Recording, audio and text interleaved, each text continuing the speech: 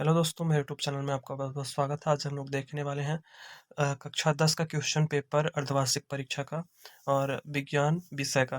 तो जैसा कि आप देख पा रहे होंगे यहाँ पे ऊपर में लिखा हुआ है अर्धवार्षिक परीक्षा सत्र 2023-24 कक्षा 10वीं विषय विज्ञान सेट ए। अगर आपकी भी अर्धवार्षिक की परीक्षा होने वाली है विज्ञान विषय क्लास 10th की, तो आप इस प्रश्न पत्र को देखेंगे और तो आप एनालिसिस कर पाएँगे कि किस प्रकार से प्रश्न पूछे जाते हैं अर्धवार्षिक परीक्षा में। और यहाँ पे इम्पोर्टेंट इंस्ट्रक्शंस यानी निर्देश दिए गए हैं, कौन-कौन से निर्देश को फॉलो करना है। टाइम है 3 आवर्स यानी 3 घंटे का समय है और अधिकतम अंक यानी 75 अंक का ये क्वेश्चन पेपर है। तो आइए देखते हैं किस-किस प्रकार के प्रश्न पूछे जाते हैं अर्धवार्षिक परीक्षा में और बता दें ये पेपर एमपी बोर्ड का है। तो ये है प्रश्न क्रमांक 1 जिसमें कि सही विकल्प चुनकर लिखिए, ये प्रश्न पूछा गया है और इसका प्रश्न क्रमांक 1 है कि जिन अभिक्रिया में ऊष्मा का अवशोषण होता है उन्हें कहते हैं। पहला प्रश्न है तो इसका सही आंसर हो जाएगा ऑप्शन नंबर सी। सॉरी, इसमें सा लिखा हुआ है और इसमें है ऊष्मा शोषी अभिक्रिया पहले का आंसर। अगला प्रश्न पूछा गया है प्रश्न क्रमांक 2 में निम्नलिखित में से कौन सी एक रासायनिक अभिक्रिया नहीं है। ध्यान से पढ़िएगा, यहाँ पे लिखा है नहीं है, यानी कि आपसे भौतिक अभिक्रिया पूछ रहा है। तो इसका सही आंसर हो जाएगा ऑप्शन नंबर सा जिसमें लिखा हुआ है बर्फ का पिघलना, क्योंकि बर्फ पिघलने के बाद उसको फिर से उसी रूप में लाया जा सकता है, इसलिए भौतिक अभिक्रिया है। अगला है प्रश्न क्रमांक 3 जिसमें पूछा गया है निम्नलिखित में से कौन सा गुण प्रायः धातुओं द्वारा प्रदर्शित नहीं किया जाता, यानी जो धातुओं का एक सामान्य गुण नहीं है। तो ऑप्शन नंबर ए में है विद्युत संचालन, ये सही है। दूसरा है ध्वनिक प्रकृति, सही है। तीसरा है चमकहीनता और ये गलत ऑप्शन है, इसीलिए ये इसका सही आंसर हो जाएगा, सही ऑप्शन हो जाएगा चमकहीनता, क्योंकि ये धातुओं का गुण नहीं होता चमकहीनता। और लास्ट में है तन्यता, तो जो एक सही आंसर है, मतलब धातु में यह गुण पाया जाता है। अगला है प्रश्न क्रमांक 4, इसमें पूछा गया था वायु में अधिक समय तक खुला छोड़े जाने पर चांदी की वस्तुएं काली पड़ जाती हैं, यह निम्नलिखित के बनने के कारण होता है। तो ये होता है सिल्वर ऑक्साइड के बनने के कारण, यानी ऑप्शन नंबर बी सही हो जाएगा इसका। अगला है प्रश्न क्रमांक 5 जिसमें पूछा गया है निम्नलिखित में से कौन सी अधातु में चमक होती है। तो वो होती है आयोडीन में चमक। आयोडीन एक अधातु है, फिर भी इसमें एक धातु वाला गुण पाया जाता है, क्योंकि ये चमकती है, इसके कारण इसको बोला जाता है अधातु होती है लेकिन इसमें चमक होती है। और अगला है प्रश्न क्रमांक 6 जिसमें पूछा गया है पीएच स्केल के परास क्या है। तो इसका है 0 से 14, यानी ऑप्शन नंबर बी सही हो जाएगा इसका, 0 से 14। और आपको कमेंट बॉक्स में कमेंट कर बताना है कि पीएच स्केल की जो पीएच स्केल होती है इसकी खोज किसने की थी, उनका नाम लिख के बताना है। आइए चलते हैं अगले प्रश्न की ओर जिसमें है प्रश्न क्रमांक 2, इसमें लिखा हुआ है रिक्त स्थानों की पूर्ति कर लिखिए। रिक्त स्थानों की पूर्ति यानी फिलिंग द ब्लैंक्स आपको बताना है। 6 क्वेश्चन इसमें पूछे गए थे और 6 नंबर का था सेकंड क्वेश्चन भी। जिसमें पहला पूछा गया था कार्बन की संयोजकता है, तो कार्बन की संयोजकता 6 होती है। अगला है दूसरा प्रश्न पूछा गया था जिसमें बिंदी-बिंदी में श्रृंखलन क्षमता अधिक होती है, तो कार्बन की श्रृंखलन क्षमता जो है वो अधिक होती है। फिर अगला है शराब यानी वाइन में कौन-सा अल्कोहल होता है, तो एथिल अल्कोहल होता है वाइन में, यानी शराब में एथिल अल्कोहल होता है। ऑप्शन नंबर 3 का हो जाएगा। चौथा प्रश्न पूछा गया था बिंदी-बिंदी यौगिकों में समयावता का गुण पाया जाता है, तो इसमें हो जाएगा उपसहसंयोजक यौगिकों में। और पाँचवाँ प्रश्न है सिरका में अम्ल होता है, तो इसमें एसिटिक अम्ल होता है, CH3COOH, ये पाया जाता है सिरका में। अगला है प्रश्न क्रमांक 6 जिसमें पूछा गया था प्रकाश संश्लेषण में बिंदी-बिंदी गैस मुक्त होती है, इसमें CO2 गैस मुक्त होती है प्रकाश संश्लेषण में। O2 का अवशोषण होता है ऑक्सीजन का, उससे फिर CO2 बाहर निकलती है। अगला है प्रश्न क्रमांक 3 जिसमें सत्य असत्य पूछा गया था, ट्रू फॉल्स, जिसमें 6 क्वेश्चन थे और 6 नंबर के। पहला है प्रकाश संश्लेषण की क्रिया पौधों में गोल्जी कॉमा में पूर्ण होती है, तो ये असत्य है, गलत है ये। दूसरा है एटीपी का पूर्ण नाम एमिनोसिन डाइफॉस्फेट है, ये भी गलत है। एडिनोसिन ट्राइफॉस्फेट होगा, एडिनोसिन ट्राइफॉस्फेट एटीपी का पूरा नाम। तीसरा है आकस्मिक पर्यावरण संवेदना की तुरंत क्रिया परिवर्ती क्रिया कहलाती है, और ये सही है। और चौथा है संवेदी न्यूरॉन मेरुरज्जु से आवेग को पेशियां तक पहुंचाता है, ये भी सही है। पांचवा है प्लेनेरिया में पुनरुद्भवन की क्रिया नहीं पाई जाती, ये गलत है। और लास्ट है राइजोपस में जनन संरचनाएं बीजांड होती हैं, और ये सही है। और चलते हैं अगले प्रश्न की ओर, जिसमें प्रश्न क्रमांक 4 में पूछा गया था सही जोड़ी बनाइए, यानी कि मैच द फॉलोइंग है, कॉलम ए से कॉलम बी को मिलाना था। तो जिसमें पहला पूछा गया था टेस्टोस्टेरोन। टेस्टोस्टेरोन एक मेल हार्मोन है, तो इसका सही आंसर हो जाएगा एफ नंबर। इसका पहला होगा एफ हो जाएगा, नर जनन हार्मोन। और फिर दूसरा है कॉपर टी। कॉपर टी जो होता है ये गर्भधारण रोकने हेतु, यानी गर्भधारण को रोकता है। और तीसरा है मेंडल। मेंडल को आनुवंशिकी का जनक कहा जाता है, इसलिए इसका सी नंबर हो जाएगा तीसरे का तीसरा। लिंग गुणसूत्र, ये तो एक्स वाई होते हैं लिंग निर्धारण करने वाले। पांचवा है डाप्टर, ये लेंस की क्षमता को मापने की इकाई है।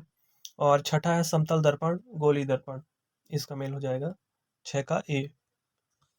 और चलते हैं अगले प्रश्न की ओर, प्रश्न क्रमांक 5, जिसमें पूछा गया है एक वाक्य में उत्तर दीजिए, यानी वन वर्ड सब्स्टिट्यूशन वाला है। एक शब्द में उत्तर, एक शब्द एक वाक्य में। जैसे पहला पूछा गया था दर्पण सूत्र लिखिए, तो दर्पण सूत्र तो आपको पता ही होगा, 1/f equal to 1/u plus 1/v, इसका हो जाएगा। दूसरा है तारों के टिमटिमाने का मुख्य कारण, तो ये प्रकाश का अपवर्तन हो जाएगा। ये बता दें मेरे भाई का पेपर है, तो यहाँ पे लिखा भी हुआ है उसने पेपर में, उसने उसका पेपर था तो उसी से मैंने लेके अपलोड किया है। तीसरा है एक इलेक्ट्रॉन पर कितना आवेश होता है, तो ये हो जाएगा 1.6 × 10⁻⁹ कूलम। चौथा है विद्युत आवेश का मात्रक लिखिए, एम्पियर।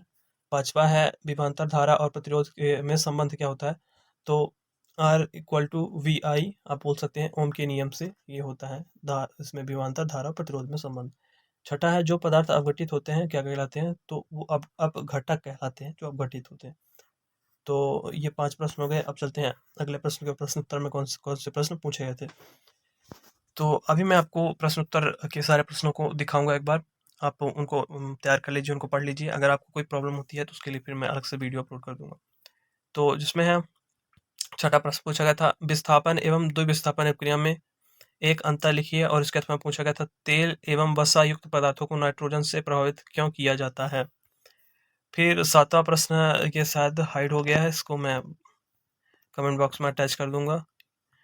तो इसके अथवा वाला प्रश्न है प्लास्टर ऑफ पेरिस को आर्द्र रोधी बर्तन में क्यों रखा जाता है, और समीकरण सही लिखिए। प्लास्टर ऑफ पेरिस को आप अलग से भी तैयार कर सकते हैं, इंपॉर्टेंट क्वेश्चन है, पूछा जाता है, जो 7 के अथवा में पूछा गया। फिर है 8वां सक्रियता श्रेणी का क्या महत्व है, और 8वां के अथवा में पूछा गया भौतिक गुण के आधार पर धातु में आधातु में कोई दो अंतर, ये इसको तैयार कर लीजिएगा, धातु धातु में अंतर पूछा जाता है प्रश्न। फिर है 9वां प्रश्न सहसंयोजी आबंध किसे कहते हैं, और इसका अथवा में है संतृप्त तथा असंतृप्त हाइड्रोकार्बन क्या होते हैं। प्रश्न क्रमांक 10 में पूछा गया था, ये सभी 2-2 नंबर के प्रश्न हैं, आप देख पा रहे होंगे साइड में लिखा हुआ है। अमीबा में भोजन ग्रहण की प्रक्रिया को चित्र द्वारा स्पष्ट कीजिए। फिर इसके अथवा में पूछा गया था 10 के भोजन के पाचन में लार की भूमिका क्या है। फिर प्रश्न क्रमांक 11 है अंतःस्रावी ग्रंथियां क्या होती हैं, इसके अथवा में है प्रकाशानुवर्तन किसे कहते हैं। फिर 12वां प्रश्न है परागण एवं निषेचन में दो अंतर स्पष्ट कीजिए, इसको भी तैयार कर लीजिए, प्रश्न क्रमांक 12। फिर इसके अथवा में है द्विखंडन या द्विविखंडन क्या होता है। फिर प्रश्न क्रमांक 13 में पूछा गया था अप्रभावी लक्षण किन्हें कहते हैं, इसके अथवा में प्रभावी लक्षण किन्हें कहते हैं। 14वां प्रश्न क्रमांक है अवतल दर्पण के 2 अनुप्रयोग लिखिए, और इसके अथवा में है प्रकाश के परावर्तन के नियम लिखिए। प्रश्न क्रमांक 15 है किसी अंतरिक्ष यात्री को आकाश नीले की अपेक्षा काला क्यों प्रतीत होता है।